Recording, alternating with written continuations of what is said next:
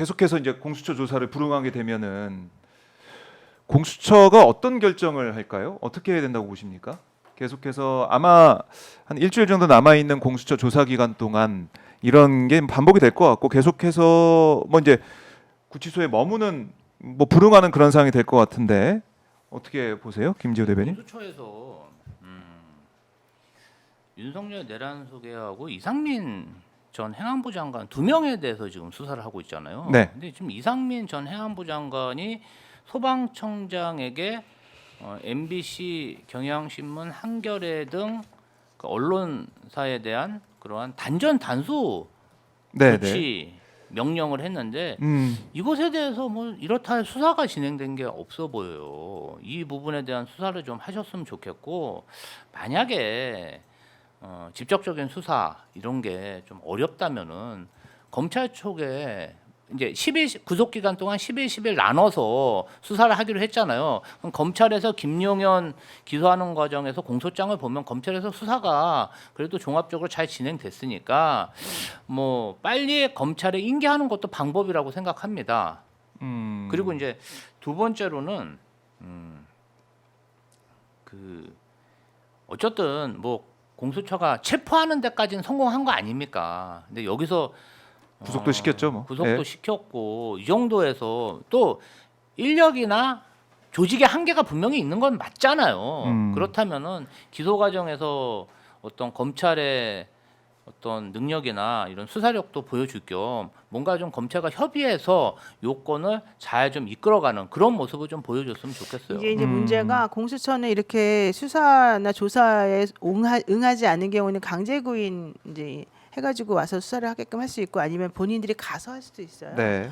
근데 이제 보통 대통령 정도의 신분이면 강제 구인까지는 좀 어렵기 때문에 가서 조사를 하는데 공수처는 가서 조사를 한다 하더라도 이 사람이 묵비권 행사하고 진술에 협조하지 않을 거기 때문에 그게 의미가 있나 이런 생각을 좀 하는 것 같아요. 네. 그래도 이제 한두 번 정도는 시도는 해보고 그 사람이 이제 여기에 대해서 거부했다 이런 것들을 또 공식적으로 남겨놓는 것도 필요하기 때문에 네. 지금 그걸 고민을 하고 있는 것 같아요. 그리고 난 다음에 지금 이제 열흘의 시간이 있지 않습니까? 구속이 된 다음부터 그러면 그 동안에 계속해서 그런 실랑이를 하면서 시간을 다 보낼 것이냐? 그렇지 않으면 이 사건을 그냥 검찰에 넘길 것이냐? 이제 이런 것들이 조금 필요한데 이게 여기서 좀 약간 딜레마가 있어요. 딜레마요? 예, 무슨 딜레마가 있냐면은 우선 그 검찰은 공수처는 수사 능력이 없다. 공수처는 특히 윤석열 대통령 전혀 수사 못할 것이다. 특히 우리가 내란죄로 윤석열을 수사하려고 했을 때 공수처 니네가 관할이 니네한테 있다 그러면서 가져가지 않았느냐. 우리는 안 보내고 싶었는데 이게 그때 검찰의 태도였단 말이죠. 그래서 검찰하고 경찰 간의 미묘한 경쟁 관계도 있었고 영장 청구나 뭐 발부 관련해 가지고 신경전이 많이 벌어졌었잖아요. 그때 다 기억하시면은 그러면서 검사는 우리들이 잘할게 우리를 믿어봐 수사는 우리가 잘해 얘네는 못해 계속 이런 메시지를 내고 싶어 했는데 그때 국민들이 우리는 너네 못 믿겠어 차라리 무능력하더라도 공수처가 가져가 이제 그게 사실은 일반적인 사람들의 생각이었잖아요. 그래서 검사들이 알았어 내가 싫지만 좀 좋다. 우리 김영현 관련해서 우리가 수사 다 하고 네. 나머지 니네가 해. 그래서 우리가 줄게 이러면서 어디 두고 봐라. 수사 결과 니네 하나도 못 가져갈 거다. 속으로 그렇게 생각했단 말이에요. 그래서 그들이 그렇게 생각했던 것 중에 하나는 수사는 우리밖에 못하고 경찰이나 니네들이 무능력하다는 걸 오히려 이걸 통해서 보여줄 수 있다.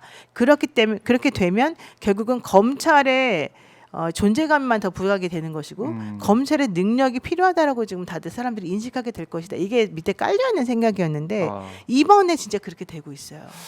그래서 공수처가 검사한테 넘기는 것도 사실은 그런 부분에 있어가지고 우리 손 다 들었어. 이렇게 해버리는 게 되잖아요. 원래는 공수처에서 열흘 정도 수사를 제대로 해가지고 결과물을 보내줘야 되는데 지금 현재 검찰이 공수처로 사건 넘긴 이후에 그 전에 가지고 있던 윤석열에 대한 정보, 그다음에 김용현이나 관련자들에 대한 기소하면서 찾아낸 정보들, 이 자료들 말고는요 실질적으로 공수처에서 새로 얻어낸 자료가 없어요. 그래서 이 자료들을 자기네가 가지고 있는 거 하고 검찰에 그 공수처에서 빈손으로 보낸 그 자료들을 보고서 이 사람들이 이제 얼마나 할 수 있을지 이게 사실은 걱정이에요. 왜냐하면 검찰은 기소권만 있는 거지 또 수사권 없다고도 나오게 뻔하거든요. 그러니까 이 수사권 가지고 계속 이 난리를 지금 치는 거예요.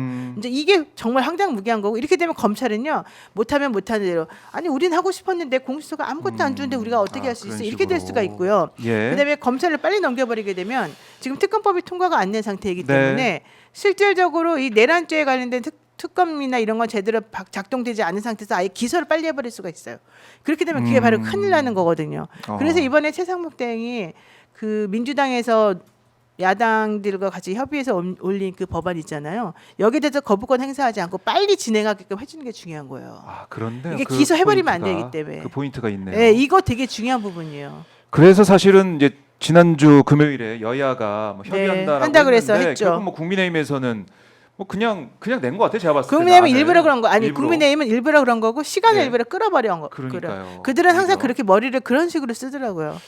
그래서 이제 금요일에 특검법이 통과됐는데 내용을 보니까 외환하고 내란 선전선동 그걸 뺐더라고요. 근데 국민의힘에서 못 받아들이겠다 이러고 있습니다. 그러니까 뭐 그 외환죄가 빠져도 특검법에 보면 어느 특검법이나 네. 관련 사건에 대해서 수사를 할 수 있는 그런 규정이 있지 않습니까?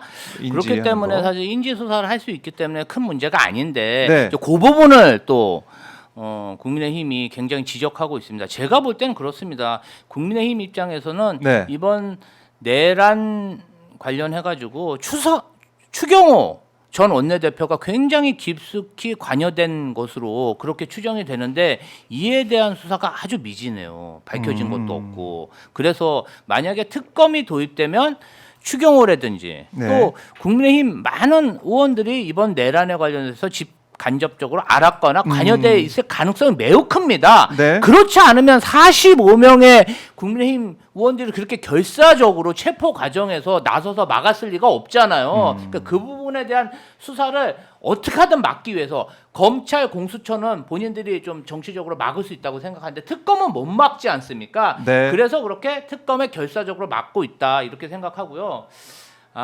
저는 아까도 말씀하셨는데 사실은 지금 이제 특검이 시작이 돼도 특검 준비 기간이 있기 때문에 아마도 구속 기간이 20일인데 그때까지 특검이 발족되기가 쉽지 않을 것이다. 그런데도 큰 의미가 있다.